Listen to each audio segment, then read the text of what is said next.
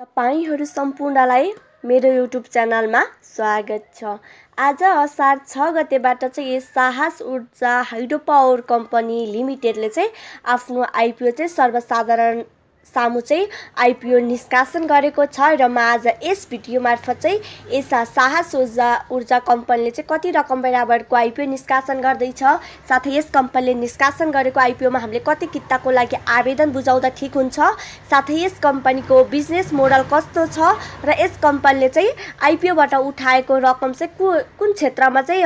Use गर्नेछ, साथै यस कम्पनीको मार्केट प्राइस चाहिँ सेकेन्डरी मार्केटमा गएपछि चाहिँ मार्केट प्राइस चाहिँ कतिसम्म पुग्न सक्छ भन्ने कुराहरुको बारेमा चाहिँ म आज हजुरहरुलाई यस भिडियो मार्फत जानकारी गराउने छु। यस साहस ऊर्जा कम्पनीले चाहिँ आज असो 6 गतेबाट चाहिँ सर्वसाधारणको लागि आइपिओ निष्कासन गरिसकेको छ र यस कम्पनीले चाहिँ कुल 70 करोड रकम बराबरको 70 लाख किता शेयर निष्कासन गरेको छ र निष्कासन गरेको शेयर मध्येबाट पनि यस कम्पनीले चाहिँ 3% यानी कि 2,10,000 किता चाहिँ आफ्नो कार्यालयमा कार्यरत कर्मचारीहरूको लागि छुट्याएको छ भने त्यस्तै गरी अर्को 5% यानी कि 3,50,000 किता चाहिँ यस कम्पनीले सामूहिक लगानी कोषको लागि सुरक्षित राखेको छ र बाँकी रहेको 64,40,000 किता शेयर चाहिँ यस कम्पनीले हामी जस्तो सर्वसाधारणको लागि चाहिँ निष्कासन गरेको छ। र अब यस कम्पनीले चाहिँ निष्कासन गर्दैको शेयरमा चाहिँ हामीले कति किताको लागि आवेदन बुझाउने भन्नुहुन्छ भने तपाईहरुले यस कम्पनीमा चाहिँ थोरैमा पनि 10 किताको लागि आवेदन दिनुपर्ने हुन्छ भने बढीमा चाहिँ तपाईहरुले 10,50,000 कितासम्मको लागि आवेदन बुझाउन सक्नुहुन्छ। तर अब यति धेरै युनिटमा चाहिँ आवेदन बुझाउन पाउँछु भन्दैमा त्यो धेरै युनिटको लागि आवेदन नबुझाउनु होला, 10 किताको लागि नै आवेदन बुझाउँदा चाहिँ तपाईहरुलाई ठीक हुन्छ। र अब यस कम्पनीलाई चाहिँ आइपिओ निष्कासन गर्ने क्रममा चाहिँ इग्रा नेपालले चाहिँ इग्रा BB+ रेटिङ प्रदान गरेको छ र जुन रेटिङको अर्थ चाहिँ यस कम्पनीको चाहिँ वित्तीय दायित्व वहन गर्ने क्षमता चाहिँ मध्यम जोखिम रहेको छ भन्ने कुरा चाहिँ यस कम्पनीको रेटिङले पनि हामीलाई सजिलै देखाइरहेको छ। र अब कुरा गरौँ यस कम्पनीको ले चाहिँ यो आइपिओबाट उठाएको रकम चाहिँ कुन सेक्टरमा कुन क्षेत्रमा चाहिँ खर्च गर्नेछ, कुन सेक्टरको लागि चाहिँ आवश्यक परेर चाहिँ यस कम्पनीले आइपिओ निष्कासन गरेको हो भन्ने कुराको बारेमा पनि म आज तपाईहरुलाई जानकारी गराउने छु। कुनै पनि कम्पनीहरुले चाहिँ आफूलाई पुँजीको आवश्यकता पर्यो भने मात्र आइपिओ निष्कासन गर्नेछन् र यही क्रममा चाहिँ यस साहस ऊर्जा लिमिटेड कम्पनीलाई पनि केही पुँजीको आवश्यकता परेको कारणले चाहिँ यस कम्पनीले आइपिओ निष्कासन गरेको हो र त्यो निष्कासन गरेर उठाएको रकम आइपिओबाट उठाएको रकम चाहिँ कुन सेक्टरमा खर्च हुन्छ भन्ने कुरा पनि म तपाईहरुलाई अब जानकारी गराउने छु। र यस कम्पनीले चाहिँ अहिले 70 करोडको आइपिओ निष्कासन गरेको छ भने सर्वसाधारणको लागि भने यो भन्दा अगाडि चाहिँ यस कम्पनीले स्थानीय बासिन्दा र जिल्ला बासिन्दाको लागि चाहिँ 35 करोडको आइपिओ निष्कासन गरिसकेको थियो र यस कम्पनीले चाहिँ टोटल 105 करोड रकम चाहिँ आफ्नो आइपिओबाट चाहिँ उठाउने छ र यस कम्पनीले चाहिँ उठाएको यो 105 करोड रकम चाहिँ कुन सेक्टरमा खर्च गर्छ भन्नुहुन्छ भने यस कम्पनीले उठाएको रकमबाट चाहिँ 60 करोड रुपैयाँ चाहिँ बैंकबाट लिएको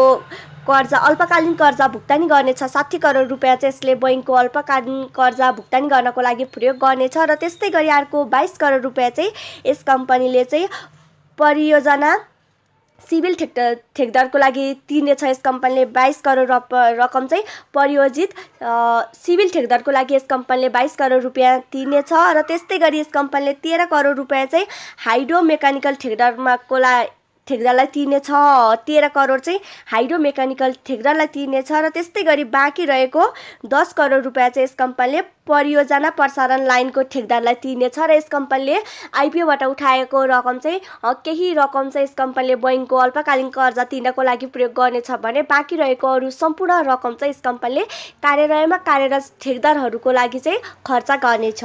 र अब यस कम्पनीको फन्डामेन्टल सेक्टर हेर्ने हो भने यस कम्पनीको फन्डामेन्टल सेक्टर पनि एकदमै बलियो रहेको छ र यस कम्पनीको चाहिँ आइपिओ निष्कासन गर्नुभन्दा अगाडिको चुक्ता पुँजी हेर्ने हो भने आइपिओ निष्कासन गर्नुभन्दा अगाडि यस कम्पनीको चुक्ता पुँजी 2 अर्ब 15 करोड रुपैयाँ चाहिँ यस कम्पनीको आइपिओ निष्कासन गर्नुभन्दा अगाडिको चुक्ता पुँजी रहेको छ भने आइपिओ निष्कासन गरिसके पश्चात चाहिँ यस कम्पनीको चुक्ता पुँजी चाहिँ 3 अर्ब 50 करोड रुपैयाँ चाहिँ यस कम्पनीको चुक्ता पुँजी पुग्नेछ। र त्यस्तै गरी यस कम्पनीको नेट वर्थ पर शेयरको कुरा गर्नुहुन्छ भने यस कम्पनीको नेट वर्थ पर वर्ष चाहिँ 157 रुपियाँ रहेको छ र त्यस्तै गरी यस कम्पनीको EPS पनि एकदमै राम्रो रहेको छ। अन्य इन्सुरेन्स कम्पनीहरूको जस्तै यस कम्पनीको पनि EPS रहेको छ। फन्डामेन्टल सेक्टरबाट एकदमै बलियो र स्ट्रङ कम्पनी रहेको छ र यस कम्पनीको EPS चाहिँ 22 रुपियाँ 42 पैसा चाहिँ यस कम्पनीको EPS रहेको छ भने फन्डामेन्टल सेक्टरबाट हेर्दा चाहिँ यो कम्पनी एकदमै बलियो र राम्रो कम्पनीको रूपमा रहेको छ र आजसम्मको अवस्थामा हेर्ने हो भने यति राम्रो फन्डामेन्टल सेक्टरबाट चाहिँ यस्तो स्ट्रङ भएको यो चाहिँ पहिलो हाइड्रो पावर कम्पनी होला जुन कम्पनीले चाहिँ IPO निष्कासन गरेको छ र त्यो चाहिँ फन्डामेन्टल सेक्टरबाट हेर्ने हो भने चाहिँ स्ट्रङ हाइड्रो पावर चाहिँ यो पहिलो हाइड्रो पावर हो जस्तो लाग्छ जहाँसम्म मलाई लाग्छ। यस कम्पनीको फन्डामेन्टल सेक्टर एकदमै बलियो रहेको छ र अब यस कम्पनीको मार्केट प्राइस पनि अब नेटवर्थ पर सेयरको 3 टाइम्सले हेर्ने हो भने मार्केट प्राइस पनि 471 रुपियाँसम्म हुन जाने देखिएको छ र सेकेन्डरी मार्केटमा गएर आफ्नो कारोबार सुरु गरेको केही समय पश्चात चाहिँ यस कम्पनीको मार्केट प्राइस चाहिँ फन्डामेन्टल सेक्टरको एनालाइसिस गर्ने हो भने चाहिँ यस कम्पनीको मार्केट प्राइस चाहिँ 1000 चाहिँ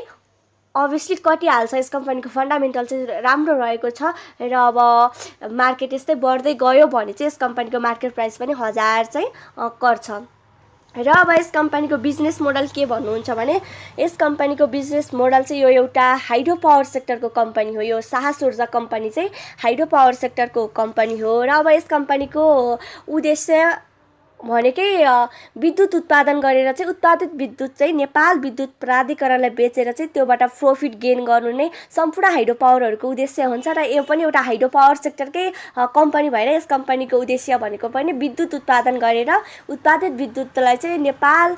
विद्युत प्राधिकरणमा चाहिँ बेचेर प्रॉफिट कमाउनु नै यस कम्पनीको उद्देश्य रहेको छ। बिजनेस मोडल चाहिँ यही हो र जुनसुकै हाइड्रो पावर कम्पनीहरू पनि स्थापना भएको 30-35 वर्षसम्म चाहिँ सञ्चालन हुन्छ र 30-35 वर्ष पश्चात चाहिँ त्यो हाइड्रो पावर चाहिँ सरकारलाई हस्तान्तरण गर्नुपर्ने हुन्छ। सरकारको स्वामित्वमा चाहिँ हाइड्रो पावर हस्तान्तरण गर्नुपर्ने हुन्छ र जुनसुकै हाइड्रो पावरहरूले पनि यो जति 30-35 वर्षमा आफ्नो कमाएको प्रॉफिट हुन्छ नि त्यो प्रॉफिट चाहिँ सम्पूर्ण प्रॉफिट चाहिँ लगानीकर्ताहरूलाई बाँड्छन् र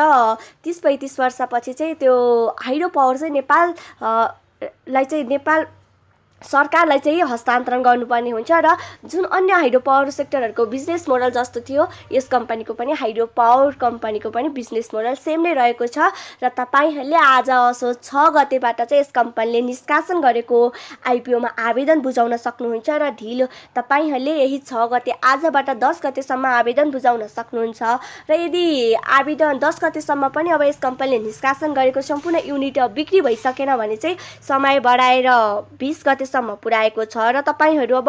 20 गतेसम्म टाइम छ भनेर कुरेर नबस्नु होला। अब अहिलेको समयमा त IPO भन्ने संख्या एकदमै बढी भएको छ र कुनै कम्पनीहरूको IPO त पहिलो दिनमा नै ओभर सब्स्क्राइब भएको पनि हामीले धेरै कम्पनीहरू धेरै यस्ता उदाहरणहरू पनि देखिसकेका छौं र त्यही भएर तपाईहरूले अब 10 गतेसम्म चाहिँ यस कम्पनीको IPO भर्नु होला र 10 किताको लागि भर्नु होला। धेरै एमाउन्टमा भर्दैमा हामीलाई पर्छ भन्ने चान्स हुँदैन, तपाईहरूको एमाउन्ट मात्र होल्ड हुने हो। त्यही भएर 10 किताको लागि आवेदन दिँदा चाहिँ तपाईहरूलाई पुग्नेछ। तपाईहरूलाई यो भिडियो कस्तो लाग्यो शेयर सम्बन्धी अन्य यस्तै भिडियोहरू हेर्नको लागि यो युट्युब च्यानल सब्स्क्राइब गर्नु होला। साथै मैले हालेको अन्य भिडियोहरू छिटो र सजिलै थाहा पाउनको लागि साइडमा रहेको बेल आइकन पनि क्लिक गर्नु होला। Thank you.